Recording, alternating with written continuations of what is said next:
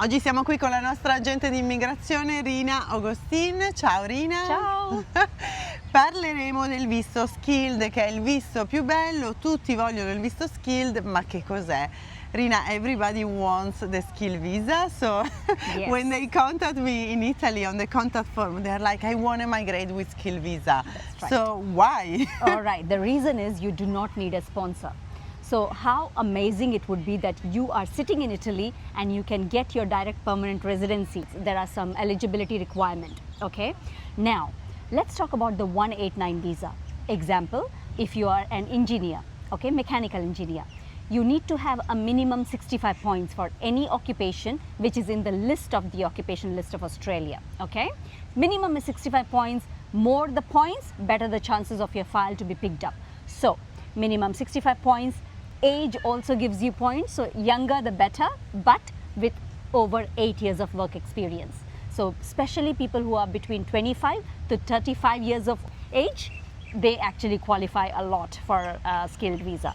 Now, 189 visa means once you get your permanent residency application approved, you can go live in Australia anywhere you want, right? Let's come to the second one, that is 190 visa. That is a skilled nomination visa in the area, state nominated. So every state wants some occupation in that particular area.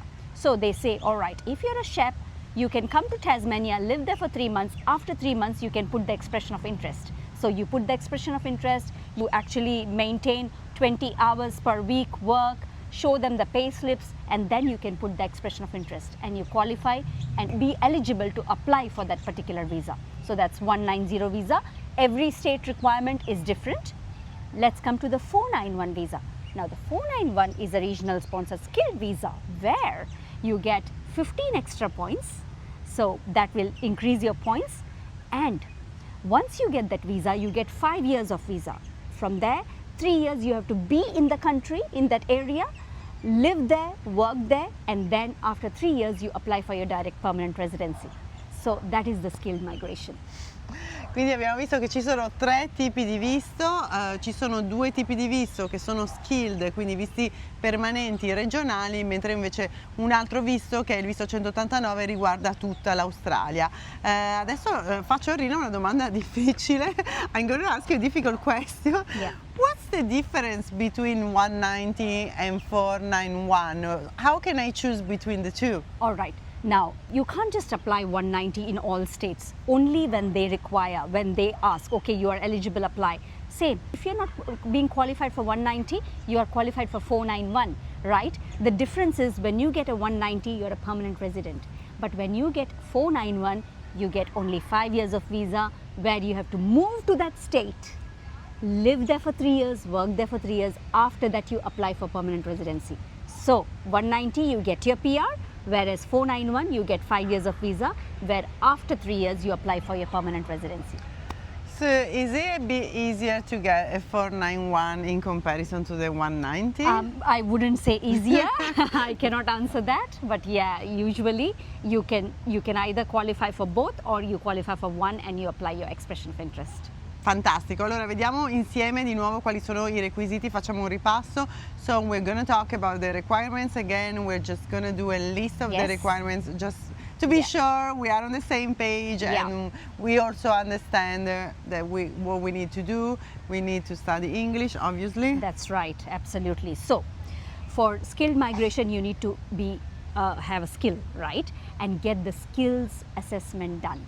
So skilled migration, skills assessment is mandatory. More the work experience, the points are higher.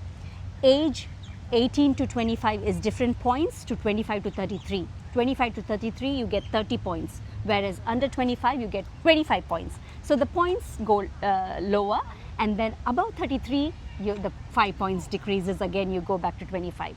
So age, qualification, work experience, your English matters a lot. 7 each gives you 10, 8 each gives you 20, so that is IELTS. If you're single, you get 10 points.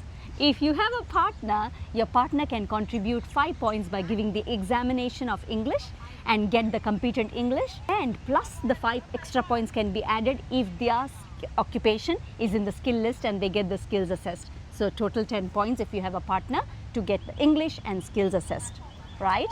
And that's how you collect points. Ok, bene, adesso parliamo di dove richiedere questo visto. Bisogna richiederlo quando si è in Australia, quando si è fuori dall'Australia. Secondo me quando si è in Australia è tutto un po' più semplice, lo chiediamo all'agente di immigrazione. In my opinion it's always easier to apply for a visa once you are in Australia, also because you know Australia and you're like, okay, I really like it, I want to spend money and time to apply for a visa. If you are overseas and you've never seen Australia, it can be a bit more challenging. Absolutely, and you know what? When you are in the country, the point system that I explained you can collect more points. Example, if you have a diploma degree over here in Australia, you get extra 5 points. You know what I mean? So more than 3 years of work experience overseas gives you 5 points. 1 year of work experience in Australia gives you 5 points. So see the difference?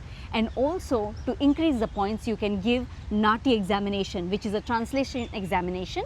English to Italian, Italian to English will give you 5 points. So yes, absolutely you're right, Ilaria. If you're in the country, you have more chances because you are collecting the points. But if you're offshore and you are qualified, also is not a problem.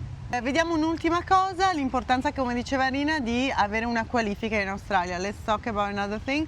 I feel like it's very important to have a diploma, a certificate achieved in Australia, because sometimes as Italians, you know, we already study in Italy, so we come here and we have to study again and we're like, oh no.